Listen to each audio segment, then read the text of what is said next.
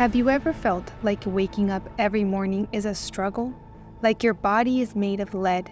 You drag yourself to work, and even though you loved your job, now it feels like a constant uphill battle.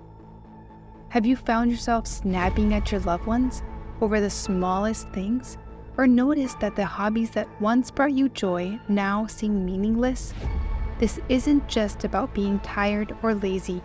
These could be signs of burnout. Maybe you've noticed you can't concentrate like you used to, or you feel detached from life, unengaged, and constantly exhausted. These aren't just random changes in behavior. They might mean you're experiencing burnout. Welcome to Safe Place. Today we're diving deep into burnout, what it really is and how it differs from laziness, and how you can start to recover. Burnout is often misunderstood. It's a clinical syndrome with specific symptoms, and it's far more serious than simply having a bad day or feeling lazy. Have you ever felt persistently drained emotionally and physically, no matter how much rest you get? This is emotional exhaustion, one of the key signs of burnout.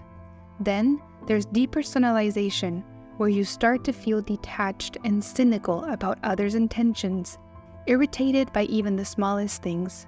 Finally, there's a sense of personal ineffectiveness. Despite all your efforts, you feel like your work is futile or undervalued, and this can lead to a profound sense of failure.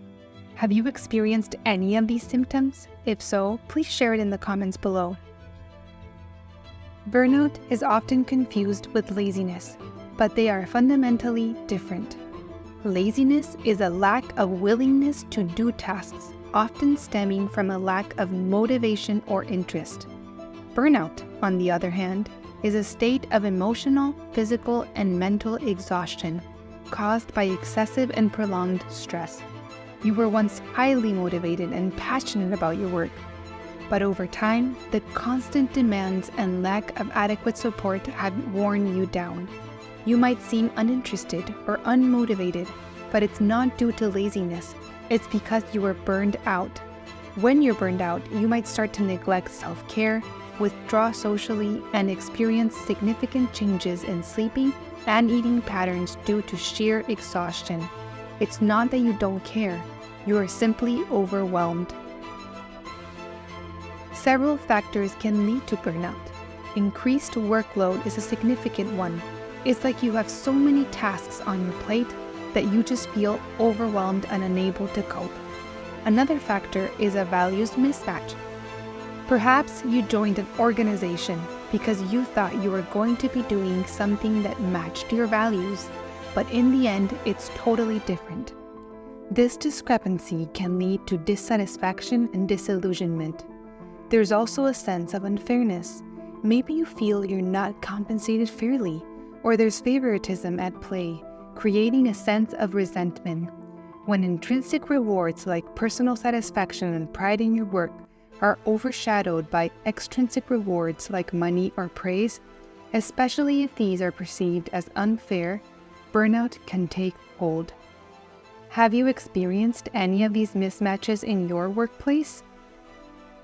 Recognizing burnout early makes recovery easier. It's crucial to seek help from a mental professional rather than dismissing it as laziness. Addressing burnout involves both personal and organizational efforts. On a personal level, prioritize self-care. Make time for activities that recharge you, like hobbies, exercise, or spending time with loved ones.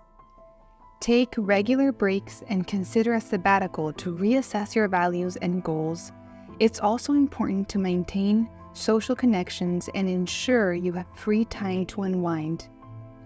When it comes to approaching this topic with your organization, start by having an open and honest conversation with your manager or HR department. Explain how you're feeling and provide specific examples of how your workload or the work environment is impacting your well-being. Suggest practical solutions, like adjusting your workload, providing more control over your tasks, or seeking more meaningful assignments that align with your values. Remember, it's not about blaming anyone. It's about finding a sustainable way for you to contribute effectively without burning out. Thank you for joining us on Safe Place. If you found this video helpful, please like and subscribe to support our channel and stay updated on more mental health insights. Have you ever experienced burnout or known someone who has? Share your experiences in the comments below. Your story might help someone else realize that they're not alone. Take care and see you in the next video.